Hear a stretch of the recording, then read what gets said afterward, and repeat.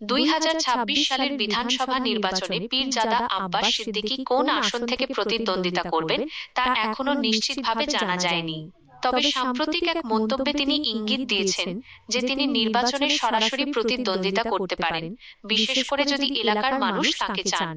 তিনি ক্যানিং পূর্ব থেকে প্রার্থী হতে পারেন বলে রাজনৈতিক মহলে জল্পনা চলছে। উল্লেখ্য, আইএসএফ দলের জন্ম হয়েছিল ভাঙড় থেকেই এবং 2021 সালের নির্বাচনে তার ভাই নওশাদ সিদ্দিকী ভাঙড় আসন থেকে জয়লাভ করেছিলেন।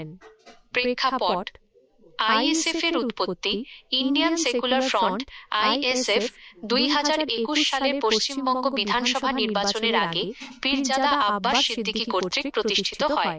এই দলটি মূলত মুসলিম ও দলিতদের সামাজিক ন্যায়বিচার নিশ্চিত করার লক্ষ্যে গঠিত হয়েছিল। 2021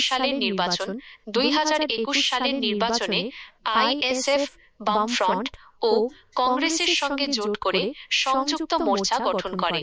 তারা 294টি আসনের মধ্যে মাত্র একটি আসনে জয়লাভ করে, যেখানে আব্বাস সিদ্দিকীর ভাই নওশাদ সিদ্দিকী ভাঙড় থেকে বিধায়ক নির্বাচিত হন।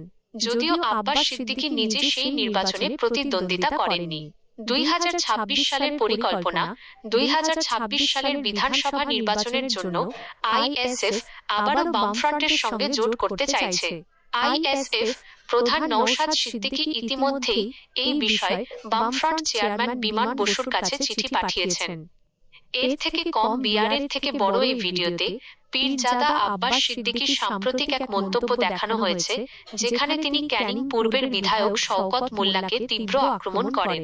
শওকত মোল্লাকে আমি জাহান্নামের AEVDOT দেখায় যে তিনি সম্ভবত ক্যানিং পূর্ব আসন থেকে প্রতিদ্বন্দ্বিতা করতে পারেন।